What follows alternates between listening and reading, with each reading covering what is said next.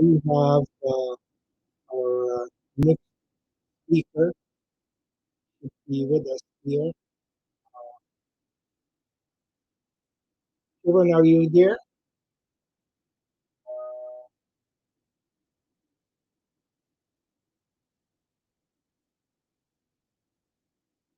I don't know if he joined us or not yet.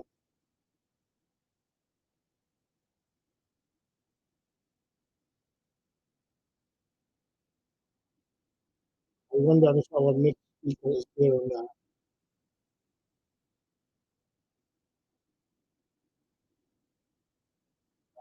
You can use the chat room or the node comment here, communicate with me just to make sure that you are here. Okay. All right. So, yes, Sharon is now with us. There you go. All right. You can just unmute yourself and there you go. All Great. right.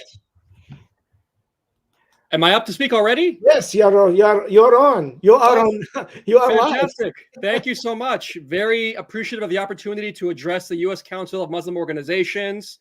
Salam, isme man Shervin Azamiye. My name is Shervin Azami.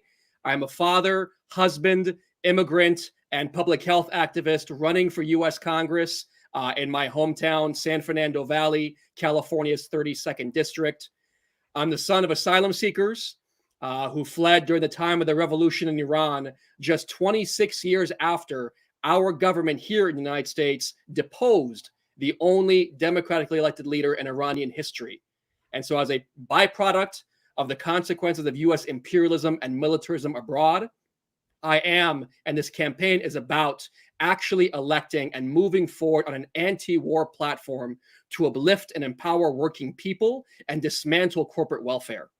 We are coming out of one of the worst public health crises in US history, where millions of Americans lost their jobs, lost their wages, lost their homes, lost their healthcare coverage.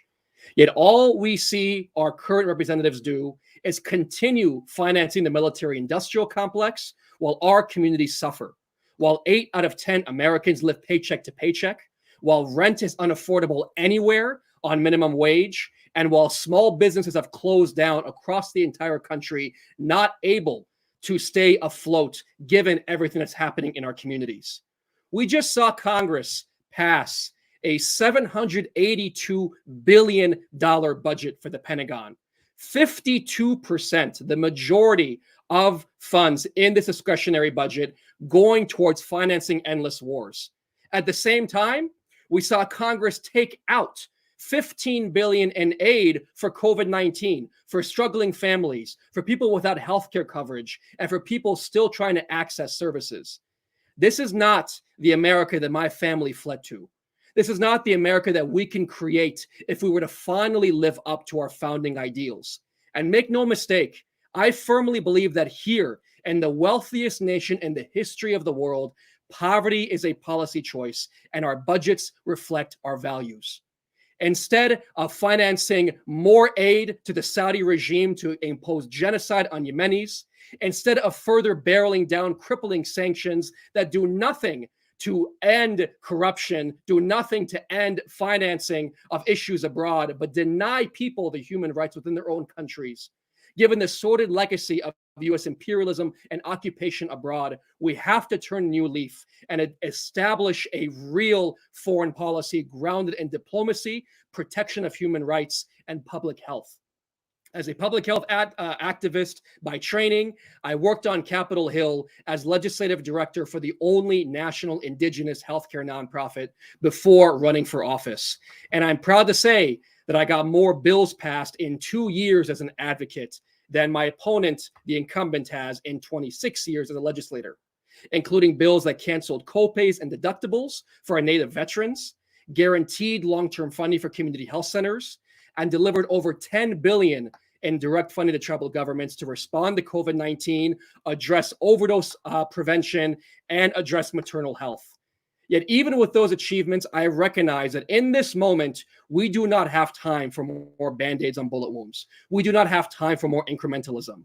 We deserve and we need unapologetic, corporate-free progressive advocates for a foreign policy rooted in diplomacy, to divest from the US war machine, for single payer Medicare for all, for housing as a human right, and for climate justice, to really prevent climate chaos.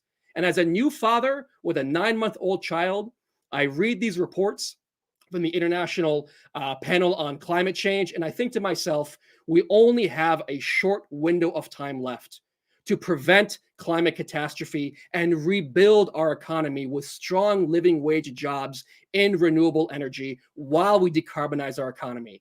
Because make no mistake, we continue going down this road of endless foreign wars because it always leads to more profits for the fossil fuel industry and for weapons manufacturers.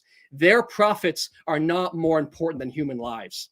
And it's past time that we stop giving lip service to that and actually put the policies and the activism behind it to establish a country where no one's zip code dictates their ability to survive. Very grateful for the opportunity. Happy early Nowruz to any Iranians that we may have here on this call, and a belated happy Charshambe Suri as well, Scarlet Wednesday, to all the attendees. Thank you all so much. Thank you, Shervin. That was really inspiring. We appreciate joining us here. We wish you the very best and good luck.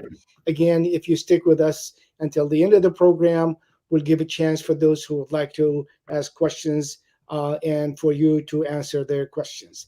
Thank you. We're going to end this session and move to the next candidate. Thank you, Shervin. Thank you so much.